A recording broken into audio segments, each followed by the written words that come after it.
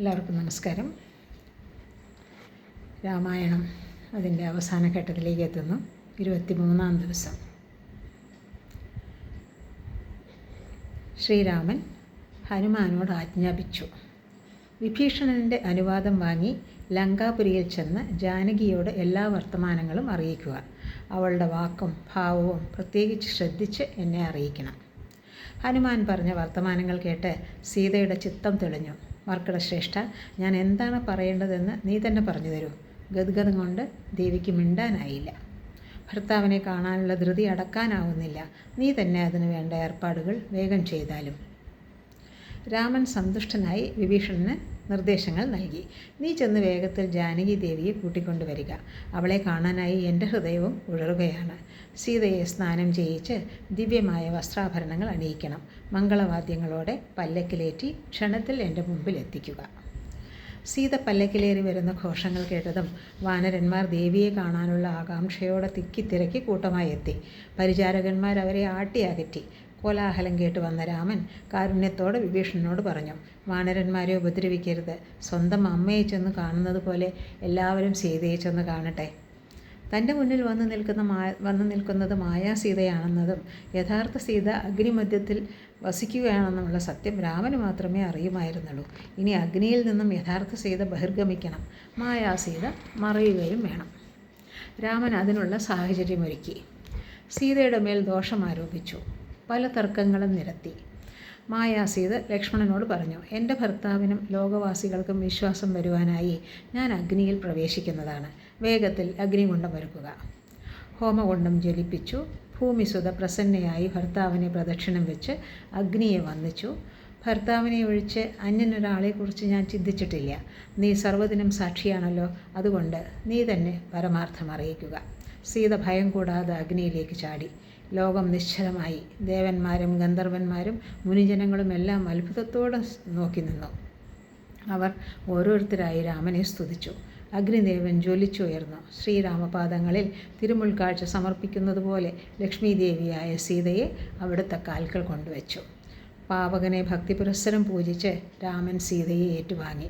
3 ലോകങ്ങളും സങ്കടം തീർന്ന് നെടുവീർപ്പിട്ടു. ദേവേന്ദ്രൻ പ്രത്യേകമായി വന്ന് ശ്രീരാമനെ ദേവകളുടെ സന്തോഷം അറിയിച്ചു. രാമൻ ഇന്ദ്രന് മുന്നിൽ ഒരാവശ്യം ഉന്നയിച്ചു. യുദ്ധത്തിൽ മരിച്ചുപോയ കപികളെയെല്ലാം ജീവിപ്പിച്ച് പൂർവ്വസ്ഥിതിയിലാക്കണം. അവർ തിന്നുമ്പോൾ കായ്കനികൾക്കൊക്കെ മധുരമുള്ളതായി തീരണം. അവർക്ക് കുടിക്കാനായി നദികളൊക്കെയും തേനായി ഒഴുകണം. എല്ലാം അങ്ങനെ തന്നെ ആവട്ടെ എന്ന് ദേവേന്ദ്രനും സമ്മതിച്ചു. ആ സമയം ദശരഥനും മകനെ കാണാനായി സ്വർഗത്തിൽ നിന്ന് വന്നു. സീതയോടും ലക്ഷ്മണനോടും ചേർന്ന് രാമൻ അച്ഛനെ വന്ദിച്ചു. അച്ഛൻ മക്കളെ പുണർന്ന് വാത്സല്യപൂർവ്വം അനുഗ്രഹങ്ങൾ ചൊരിഞ്ഞു.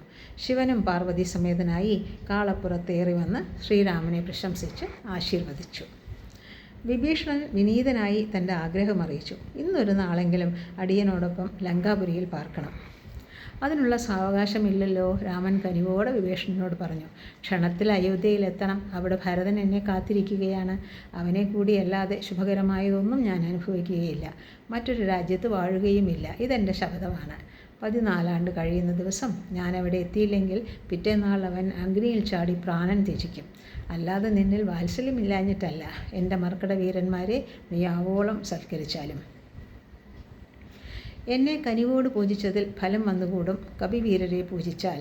രാമൻ്റെ അഭീഷ്ടപ്രകാരം രാക്ഷസ രാജാവ് കവികളെ നന്നായി സത്കരിച്ചു. അലംഭാവം വരും വണ്ണം സ്വർണവും രത്നങ്ങളും പട്ടുവസ്ത്രങ്ങളും നൽകി സമ്മാനിച്ചു. രാമൻ അയോധ്യയിലേക്ക് എഴുന്നള്ളാൻ പുഷ്പക വിമാനം വരുത്തി. ജാനകിയോടും അനുജനോടുമൊപ്പം രാഘവൻ ആ വിമാനത്തിൽ കയറി. അപ്പോഴാണ് വാനരവീരന്മാർ തങ്ങളുടെ ആഗ്രഹം അറിയിച്ചത്. ഞങ്ങളെയും അയോധ്യയിലേക്ക് കൊണ്ടുപോകണം. കൗസല്യ മാതാവിനെ കാണാൻ അവസരം തരണം. അവിടുത്തെ അഭിഷേകത്തിൽ പങ്കുകൊള്ളാനും അനുമതി നൽകണം. എന്നാൽ അങ്ങനെ ആവട്ടെ എന്ന് രാമനും അനുമതി നൽകി. വിഭീഷണനും അവരോടൊപ്പം യാത്രയായി. വിമാനത്തിലിരുന്ന് രാമൻ സീതയ്ക്ക് ഓരോരോ സ്ഥലങ്ങളായി ചൂണ്ടിക്കാട്ടി. നോക്കൂ, ഇതാണ് ലങ്കാനഗരി. ത്രികൂട പർവ്വതത്തിൻ്റെ മുകളിൽ സ്ഥിതി ചെയ്യുന്ന വിശ്വമോഹനമായ നഗരം. ദാ അവിടെയാണ് യുദ്ധഭൂമി. വാനരന്മാരും രാക്ഷസന്മാരും തമ്മിൽ ഘോരമായ സങ്കരം നടന്ന ഇടം. പ്രിയെ കണ്ടില്ലേ, ഇവിടെയാണ് സമുദ്രലംഘനത്തിനായി നിർമ്മിച്ച സേതു, ഞാൻ പ്രതിഷ്ഠിച്ച രാമേശ്വരം. വഴിയിലവർ കിഷ്കിന്ധയിൽ ഇറങ്ങി. താരാദികളായ വാനരസുന്ദരികളെയും കൂടെ വിമാനത്തിൽ കയറ്റി. വിമാനം യാത്ര തുടർന്നു. പഞ്ചവടി, സുതീഷ്ണാശ്രമം, ചിത്രകൂടം, ഭരദ്വാജാശ്രമം, ഗുഹൻ വാഴുന്ന ശൃംഗിവേരം. രാമൻ്റെ ഹിതമറിഞ്ഞ് വിമാനം ഭരദ്വാജാശ്രമത്തിലേക്ക് താഴ്ന്നിറങ്ങി. ഭരതശത്രുഘ്നന്മാരുടെയും അമ്മമാരുടെയും വർത്തമാനങ്ങൾ മുനിയോട് ചോദിച്ചറിഞ്ഞു. ഒരു നിമിഷം ആലോചിച്ചിരുന്നതിന് ശേഷം രാമൻ മാരുതിയെ വിളിച്ചു പറഞ്ഞു, ഗുഹനെയും ഭരതനെയും കണ്ട് നമ്മുടെ വർത്തമാനങ്ങൾ അറിയിച്ച് വേഗം വരിക. മാരുതി മാനുഷവേഷം ധരിച്ചാണ് നന്ദിഗ്രാമത്തിലെത്തിയത്. പാതുകം വെച്ച് പൂജിച്ച് സദാ ധ്യാനനിരതനായി ശത്രുഘ്നനോടൊപ്പം താപസവൃത്തി അനുഷ്ഠിക്കുന്ന ഭരതനെ വായുപുത്രൻ ഉൾപ്പുളകത്തോടെ നമസ്കരിച്ചു. ലക്ഷ്മണനോടും സീതയോടും കൂടെ സുഗ്രീവനോടും വിഭീഷണനോടും കൂടി പുഷ്പവിമാനത്തിൽ കയറി അങ്ങയുടെ സഹോദരൻ വന്നെത്താറായി.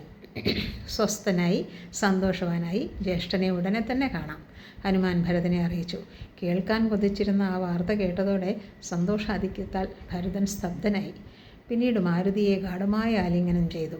ആനന്ദബാഷ്പം കൊണ്ട് അഭിഷേകം ചെയ്തു. ഇത്രയും ഇഷ്ടമായ വാർത്ത വന്ന് പറഞ്ഞ നിനക്ക് പകരം തരാനായി ഒന്നുമില്ലല്ലോ. മഹാവീരു അടക്കമുള്ള ലോകം മുഴുവൻ തന്നാലും വേണ്ടത്രയാവുകയില്ല. രാമനെ സംബന്ധിച്ച സകല വർത്തമാനങ്ങളും ഭരതൻ മാരുതിയോട് ചോദിച്ചറിഞ്ഞു. രാമനെ സ്വീകരിക്കാൻ വേണ്ട ഏർപ്പാടുകൾ ചെയ്യാൻ ശത്രുഘ്നനെ നിയോഗിച്ചു. രാജ്യമാകെ അലങ്കരിക്കണം. എങ്ങും ദീപമാലകൾ പ്രകാശം ചൊരിയണം. ക്ഷേത്രങ്ങൾ വിശേഷാൽ പൂജ നടത്തണം. കൊടിക്കൂറകൾ വഴിയിലെങ്ങും പാറണം. എല്ലാവരും നഗരദ്വാരങ്ങളിൽ പൂർണ്ണകുംഭങ്ങളും ധൂപദീപങ്ങളുമായി രഘുവരനെ എതിരേൽക്കാൻ കാത്തു നിൽക്കണം. പൗരജനങ്ങൾ അയോധ്യയിൽ വന്നു നിറഞ്ഞു. 10,000 കൊമ്പനാനകളും 10,000 തേരുകളും 6,000 കുതിരകളും 100,000 കാലാൾ പടയാളുകളും രാമനെ വരവേൽക്കാൻ തയ്യാറായി നിന്നു. രാമപാദുകം ശിരസിൽ ചേർത്ത് ഭരതകുമാരൻ കാൽനടയായി കവാടത്തിലേക്ക് വന്നു. കൂടെ ശത്രുഘ്നനും.